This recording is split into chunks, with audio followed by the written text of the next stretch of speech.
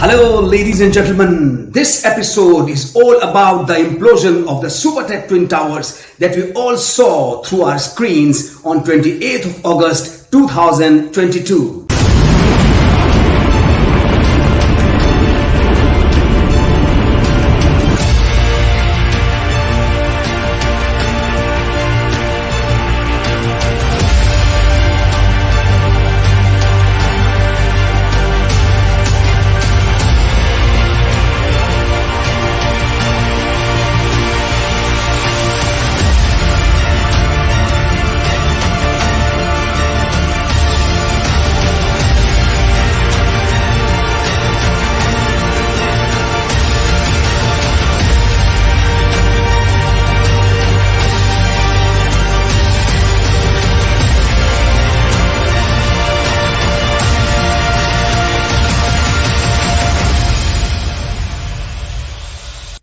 The whole operation, which lasted for barely 9 seconds, had months of preparation leading to it, an application of loads and loads of engineering and scientific principles behind it. And we are absolutely delighted to bring to you a candid conversation with 3 of the top experts involved in the whole operation of this demolition. They are going to share with us in a 3-part series all they know about.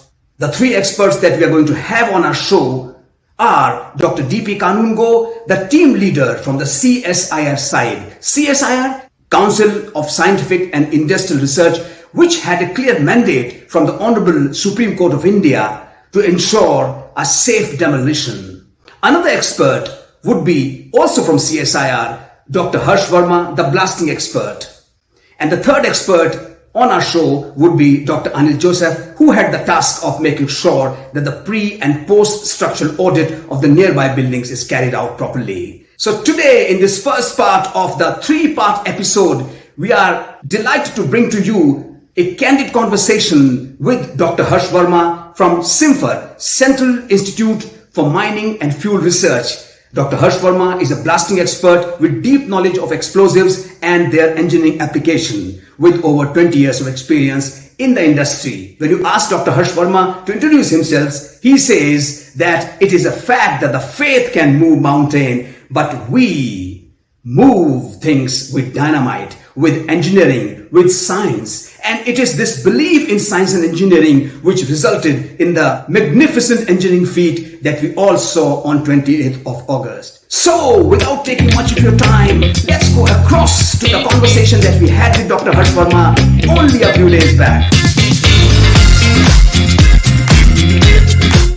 So, ladies and gentlemen, we now have with us none other than Dr. Harsh Verma joining from Bilaspur. As you know, Dr. Verma is one of the main experts involved in this project involving demolition of the Twin Towers. So, welcome, a warm welcome, Dr. Verma, and thank you for finding time for us and for our viewers. Thank you very much, sir. It is I have a very fond memory of interacting with you as a very yes, for that. And respected colleague of CIMFR. Oh, and thank you very much. You still remember that?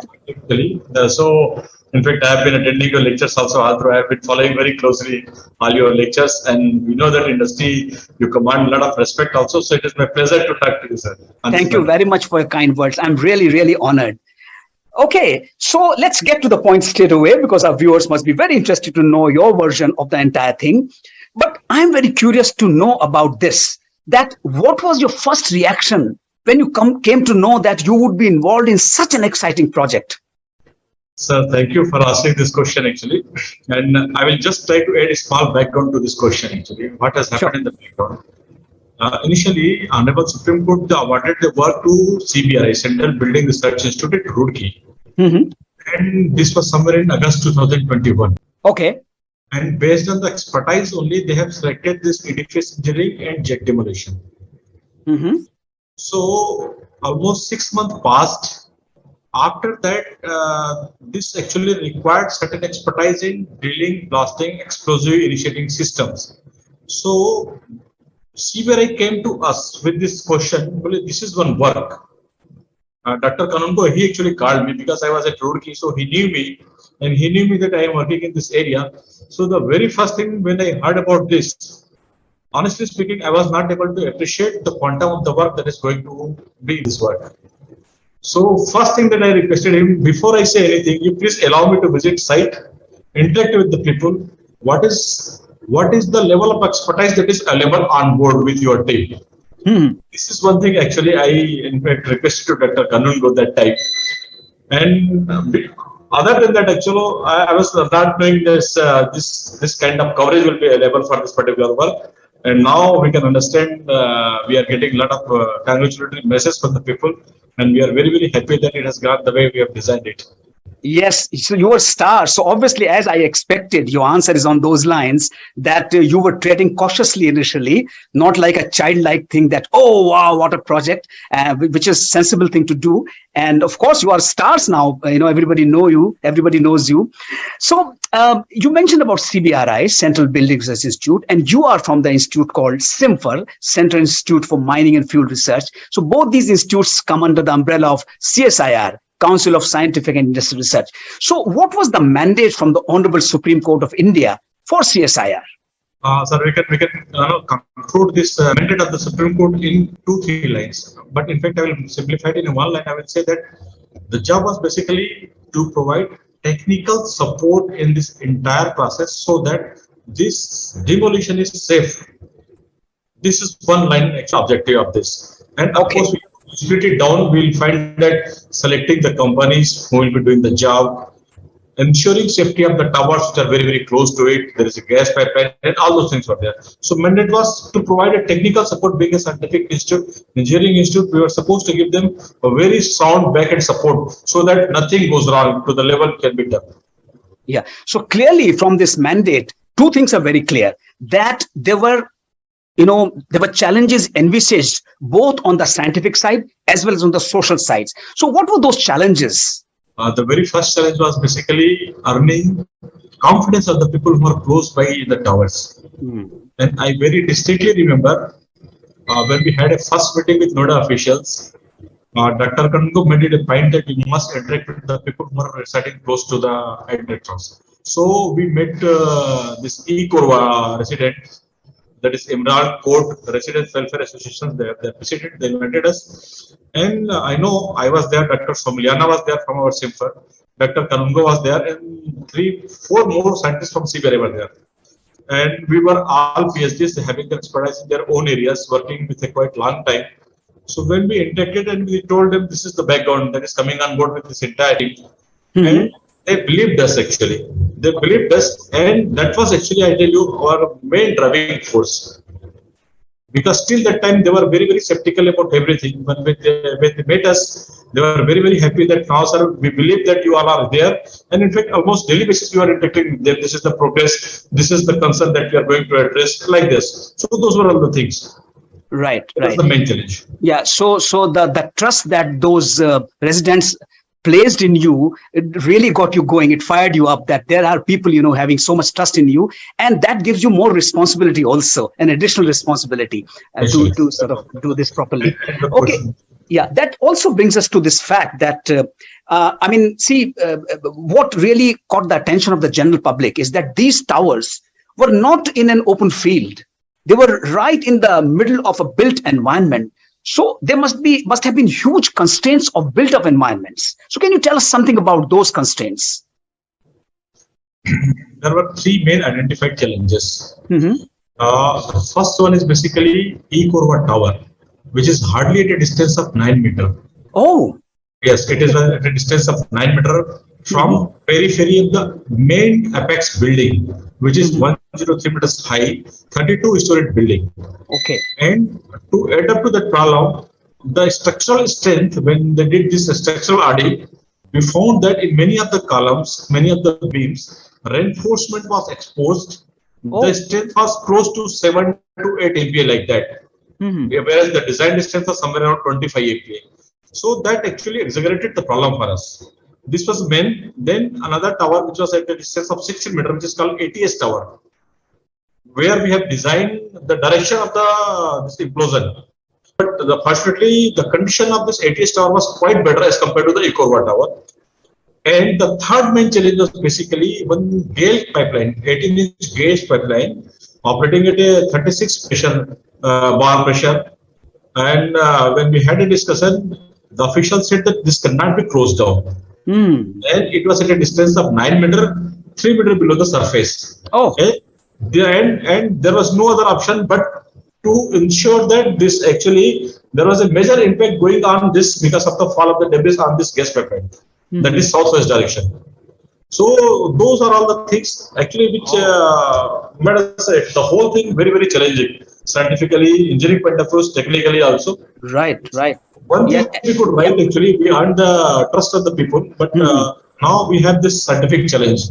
Now, how to go ahead with this? That was the main problem. That Right. And this, you very nicely summed up in just a few words those huge challenges. I can only feel, you see, when you were explaining about the GAIL pipeline, the Gas Authority of India Limited pipeline, just 3 meters below the surface and just 9 meters away from, you said. So must have been a big challenge. You must have covered it with something, and you must have played some huge things of that sort.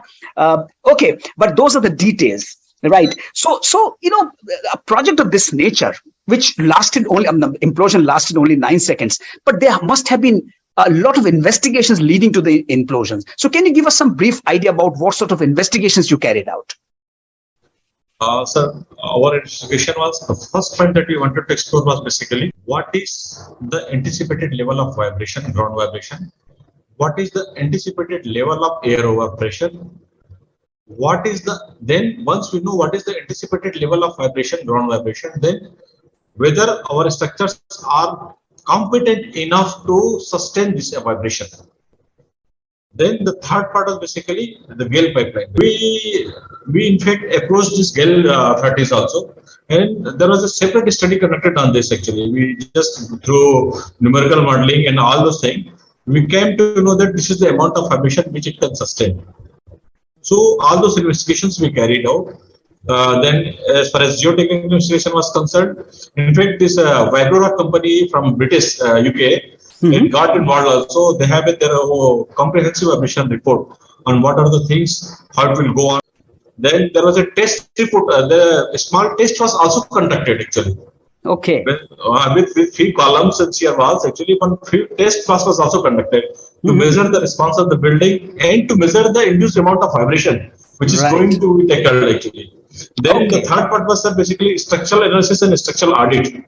All those towers, which was particularly this E-Corva tower and ETS tower, in both this actually, primarily we focus on E-Corva tower, which was more on bed shape actually, I will say.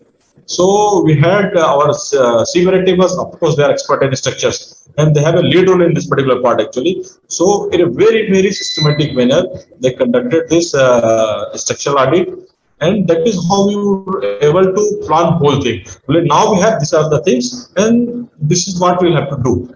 It was so like this. Wonderful. This is really amazing. This is giving me goosebumps already.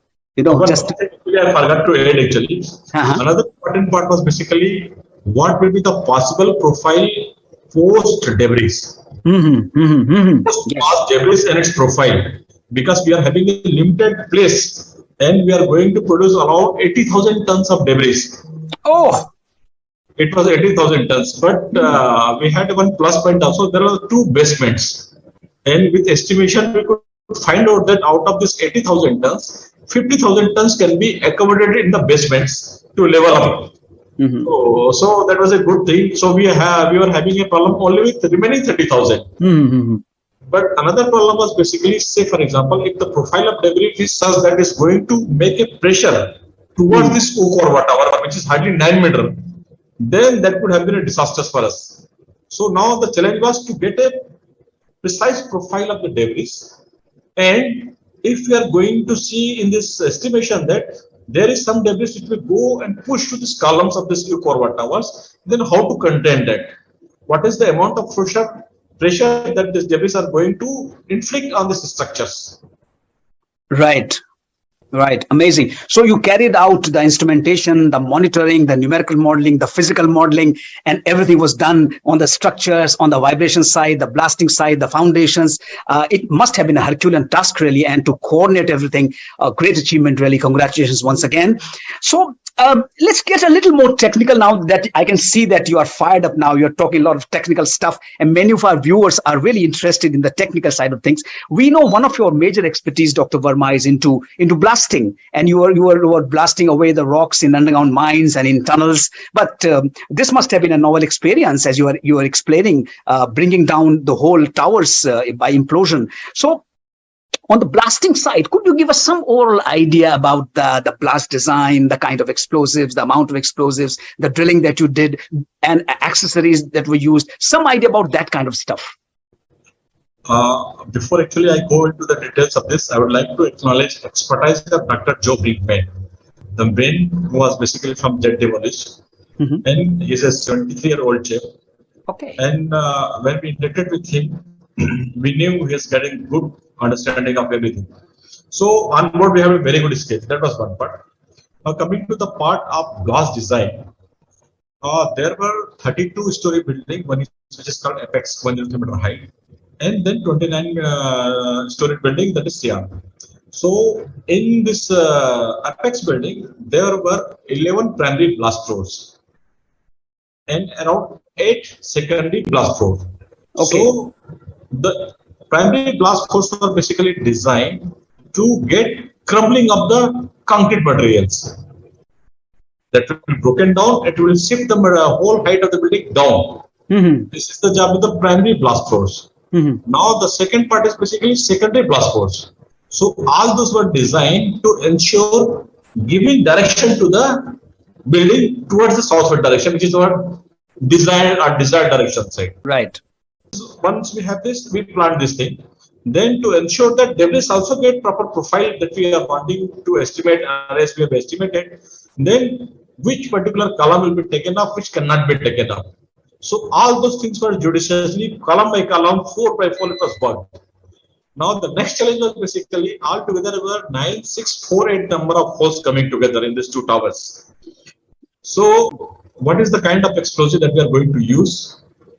What are the system which is available, and within the time costed, because Supreme Court has given some time frame also. Yes. And already we have asked for one extension. So getting second extension, but it's not a good thing actually. So we wanted to finish this whole thing within this thing. So Dr. Joe Brinkman, they have done some work with this at Kerala side. So they were competent on this particular part. Of course, Dr. Samliana, myself, we thought that electronic detonator would have been a better judge. But anyway, solar explosives, they actually supplied this shock tube initiation system, knowledge system.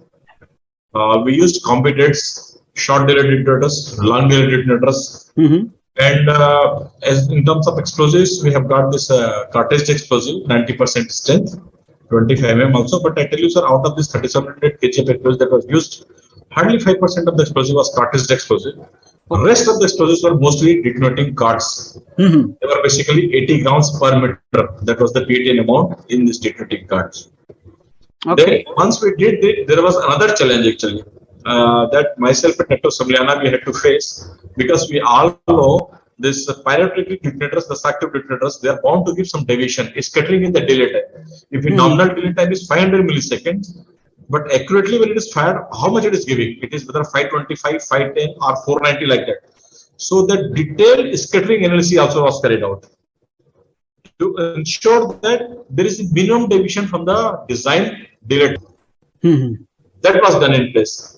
And the product that was chosen was basically, it was having a very, very less deviation. It was a good quality product, I tell you. The product it was chosen. So that is how we can actually write on the quality of explosives as well as accessories. Okay, good, great. So when so much of explosive is involved and the debris is flying and all that stuff, you must have had concerns about any accidents. And if yes, then what measures were taken to prevent such an untoward incident, an accident, for example? I will say this in two parts. One part is basically those high probability incidents and those low probability incidents. The high probability incidents are basically we knew ground emission is going to be generated, air evaporation is going to happen. So for these two things, actually, we need the branch design part is going to take care. But other than that, also there were a lot of rubbles at the bottom in the basement. That acted as a very good vibration barrier. For the gale pipeline, we had trenches actually. If you see the figures, I think you might have seen there are a lot of trenches. All this and they were all calculated trenches actually. Okay. The idea was basically if the size of the trench is more than the wavelength of the vibration, then dampening is very, very fast. Then had worn out pads also all along this. There was a berm of 2 meters. All along the gale pipeline, there was a steel plate, MS steel plate at the surface level, and then there was a berm of almost 2 meter height trapezoidal shape. So these are all anticipated level of accidents. Now, those things which may go out of our expected line. That was our main concern was twofold. One is basically the estimation of the profile post implosion. If that is even if the blast goes fine, if there is a huge amount of piling of debris, possibly that may also create a problem for it. That is one part. Second part is actually this air pressure part. For air pressure part, you might have seen the photographs. Actually, all the surrounding buildings were wrapped with geotextiles. Right. It was quite thick. So the idea was to ensure that the minimum dust is exposed to this building materials. Secondly, these geotextiles were also good enough to absorb all the air pressure, and that is why basically we could control. And you will notice that except one building, which is ATS 7A, I think, in which actually the geotextile has come down before the implosion because of the wind.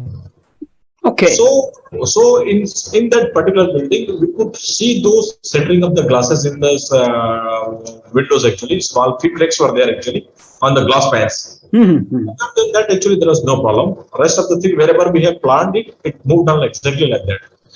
Now, the third part was, sir, basically, we are more efficiency about the direction. How best we could get that direction, because we are having a limited span where this whole thing was to be accommodated, southward direction, and those were all basically by virtue of the blast design that could be achieved by judicious selection of primary and secondary blast force, and then selection of the columns, and then giving them a proper delay time. Which column will fire at what time, so that you get the direction. Wonderful. This is really amazing. I mean, each aspect that you're explaining requires 2 hours of such interaction and even then it will not be properly, covered. Okay, so you've told us in bits and pieces, maybe a little more than bits and pieces about the structural stability, how it was ensured. Is there anything that you'd like to add to that, about the structural stability, how it was ensured of the buildings? There are one more few add-on to this actually. One thing is, if you notice some of the pictures, I think you can see every columns which were supposed to be blasted, every shear wall which was supposed to be blasted, they were all wrapped with 3 layers of wire mesh. And above that, there were at least another 2 to 3 layers of this geotextiles. Okay, so geotextile must have run into several kilometers, that cumulative length. That's actually, it was a huge amount actually. It was huge amount actually. So that has effectively reduced the vibration and air pressure. It was not a confined blasting, it was an unconfined blasting. The case of air pressure could be controlled. Now, despite of all this actually, the E-Corva towers, which was having a structural problem. I said the reinforcements were exposed. There was a sagging in the beam. And apart from that also, some of the columns, we could see that it is not going to take this load. So these are all the issues. Apart from that, for controlling this pressure induced by the post-blast debris, 3 layers of this containers that was filled with solid material. And it was almost placed in a line towards this ATS, this E-Corva tower. They were all welded together and they were also grouted with the ground below, so that at least some pressure, if it goes wrong, something goes wrong, it is going to sustain and hold our debris pressure. Right. So that is how it all went on actually. Wow, wonderful. Now, one of the things we were always concerned, sitting away, and the whole of country was wondering, how did you win the trust of the RWAs, the Resident Welfare Association of the nearby buildings? You must have put some confidence building measures in place. We were really interested to know, how did you manage this? The first thing was basically every single details in the progress that was being shared with them. I see. Yes, that was the main thing actually. Every single details, whatever concerns they had, we straight away honestly tell them this is what we are expecting. This may go wrong. This we are sure that nothing will go away. So those multiple interactions we did with them. Dr. Kanun was constantly touching them. We are getting a lot of mails with them. We were in fact sharing some technical literatures with them also. Okay. One of the primary we I tell you because people were telling that they were mostly confused with this blasting vibration and earthquake vibration. So, though that part particularly, in fact, in many of the media detections also we try to clarify that so that this message should go involved. The blasting vibration is something different, and Right. here the blasting alone is not a problem. Actually, I tell you, blast vibration is not going to be main focus because of this blasting and this explosives. The big chunks of the rock mass, which is coming from the top with certain potential energy, when that is hitting the ground, that becomes a major source of basically vibration. Oh, I see. Yes. Uh-huh. So that Okay. is the main culprit actually. So breaking it down into small pieces and ensuring that it does not get maximum amount of momentum and inertia. Those things actually must be controlled.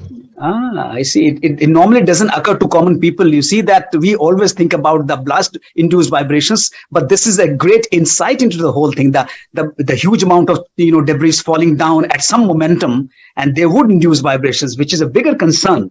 Right. That is very interesting. So what was the overall official setup which was responsible for this execution? In case of official steps, I would say this Noida is definitely one party which is having share of responsibilities with us. CPI team and Simfer team, they were also engaged in giving technical support. But every point of time, for every single decisions, Noida, CBRI, Simfer, they all integrated together. And I also like to acknowledge Dr. Anjan Ray, who is our director of CBRI. Officially director of CBRI is presently regular director of Indian Institute of Petroleum there as well also. When he also came on board actually, that also boosted our morale like anything. I tell you, Yes, very honestly.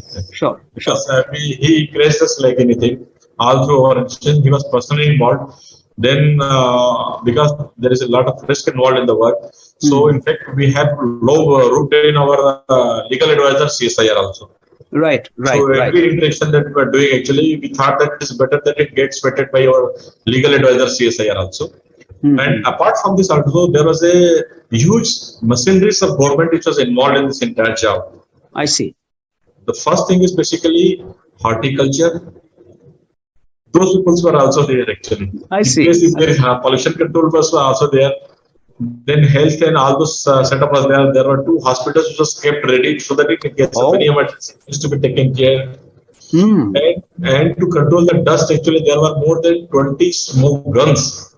And the idea was it was constantly spraying some moist water to ensure that the air close to the building work is actually moist laden, so that whatever dust actually it comes out, it gets heavier and stick to this moisture and gets down instead of going away. Okay. Amazing. Great. So when the D-Day came, 28th of August, and you got up that morning, today is the day we were all working for all these months. So how was the execution, the implosion? Would you like to take us through that? How was it executed exactly? Because by that time, our mental state was very different actually. Because we were counting and anxiety and all those things, the pressure and the stresses they were building up. We were there right from 24th, and every day morning we used to get up and run to the site and see that. What is more appreciable is actually the commitment of every single individual involved in the job. I will just say a few examples. See, for example, the instrumentation part actually, because we wanted to see this as a very good scientific and rare scientific experiment and opportunity to get a quality data actually. So on 28th, when we got up, now we knew that there is nothing. And before that, actually, there was another major milestone. The milestone was basically because Joe, the man from Jet Demolition, he has clearly told that 18 days is required for charging of this code. Mhm. And all this charging was to be done by very, very, very skilled person only. So all these 7 chaps from South African team, only those people were allowed to do the charging. They only did it because they were having the mastery and understanding of the things. What is the precision and what important it does actually make sense. So that was one thing. So now you can understand actually when the decision was taken to start charging, then that itself means there is no reversal back now. Correct. Right. So from that day, that was 13th of July actually, when the go ahead was given for charging, we had a meeting. Dr. Karundo was there at the Noida office. Then this, in fact, this was communicated to Dr. Ajay also in writing. Well, now we are okay, and they had a site visit also on that day. After seeing the preparatory arrangement, there were some concerns. By that time also there were some concerns because we wanted all those columns which were in a bed shape in each or whatever that is to be retrofitted. That was not complete so far. So we asked them to give us a writing that this will be completed by 25th. Then only you can take a pass at 28th. So these are all the run-up to events that was happening in the background, and we are all rushing. So these are all the things, and we were very, very attached to be very honest on the day. Actually, 28th of morning when we reached the site, we actually sort of pulled up like anything. Let's see, we never know. But by that time, I tell you, on 27th night, we have categorically planned which member, who scientist is going to take care of which part. Okay. So that if in case anything chaotic happens after this implosion, we must have in place a plan to ensure safety of everybody, the instruments and everything. So those detailed workout we had already in our mind. Everybody was knowing what was their responsibility, and they were also given a very strict timeline. Say, for example, everybody was supposed to come down at 11:30 in front of this assembly point that was chosen. By 12th, we were all supposed to move to a VVIP galleries, which is basically S Capital Tower, where all these people from politics and representatives of the people, our Noida officials, DM, Commissioner of Police, they were supposed to sit at that VIP gallery and to watch this. So this was all happening, and incidentally, this all moved on exactly the way it was planned. Morning, one team reached at 5:30. Dr. Karungo was also there, and some instruments were actually to be planted on that day on the tower itself. Actually, that was the black box actually, inertia measuring units. And Okay. It was very indigenously So you developed. can tell us about the instruments while you were talking about instruments, what instrumentation was done, and then we continue. Yeah. So for instrumentation, I will just say this: there were 19 seismographs, triaxial transducers. We were exclusively for getting the data of vibrations induced by this explosion. But then we all these towers we were having actually pre-existing cracks. Around 50 such cracks were identified, and these dummy gauges to measure the response of the crack before and after blast, they were also installed. Then 10 black boxes. As I said, actually, the large chunk of the concrete material which is coming down from the top, when it hits the ground, then only it will produce a lot of vibration. So those black boxes were installed, but put there to measure. Yes, to get that actually what will be the velocity or the acceleration of those chunks. Then we are also having a high-speed camera. Okay. Then there were three CCTV cameras inside those blasting floors also. Oh. Yes, they were sacrificial. Yes, sir. Wow. Then there was one then drone also was there. That was also with thermal sensors mounted on it. So these are all a very, very exhaustive instrumentation because we thought that this is one of the rare opportunity and we must not miss it. So that was the idea. So with this, and then so all this was installed, you're ready, and then the time came 2:30, a few seconds after 2:30 p.m. if I remember, when the whole world was watching on their screens. So as I said, that by 12:30, 11:30 we got a separate at one point, and by 12 we moved to safe location. That was a capital. So from there we are watching. Now the countdown has actually begun.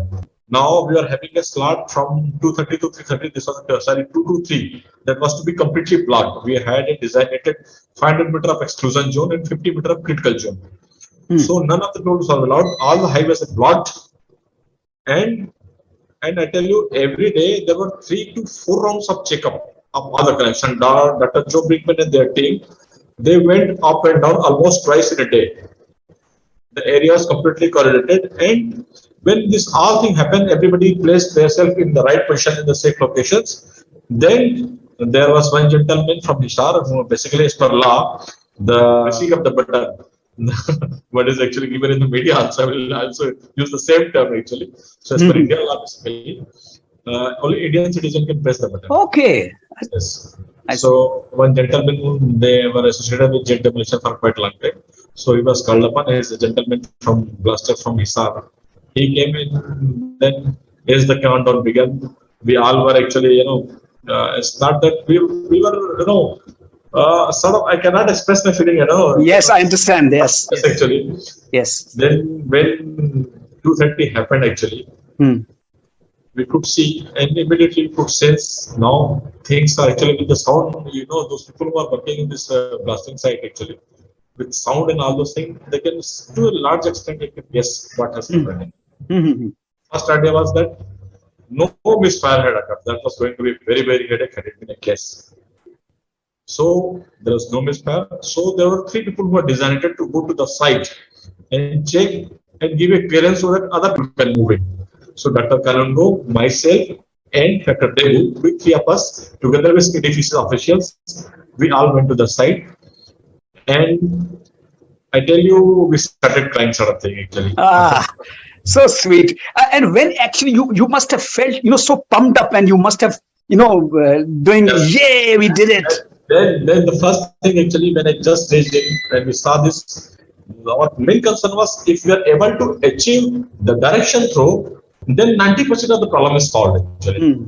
So when we saw that actually, we were happy like anything, I tell you. Then there was a things that actually popped up, as you said, that all those things started, and people started crying and all those things that happens in the background actually. Immediately sent to our instrumentation team, and I tell you, because most of the people, only 3 were there at site.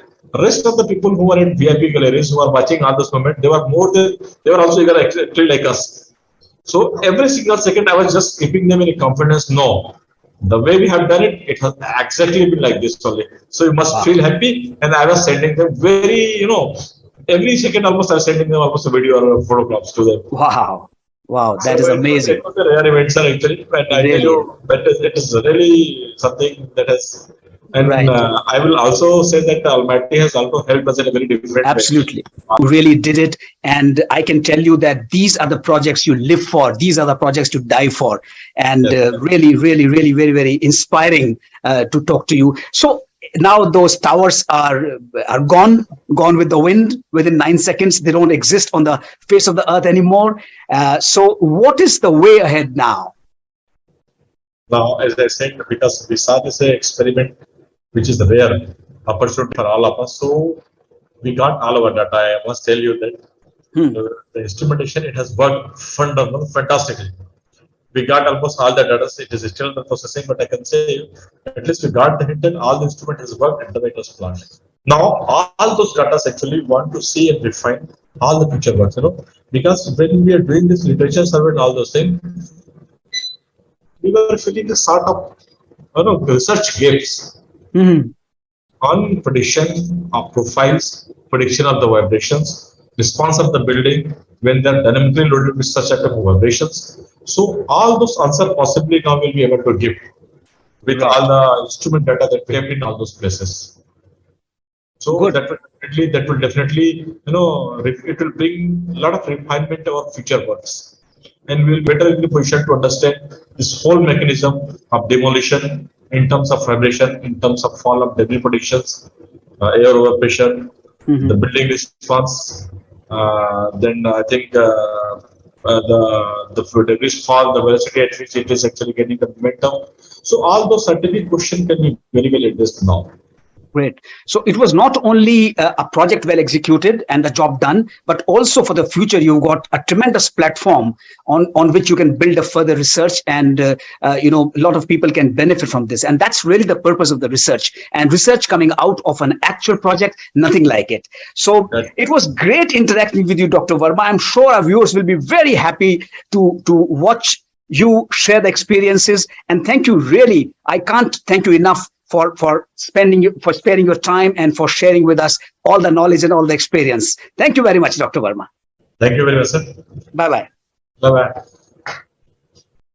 So this is all we had in this first part of the 3-part episode on demolition of Twin Towers. Pretty soon we are going to be back with the second part with a conversation with another expert. Till then, stay safe, stay healthy, and see you soon.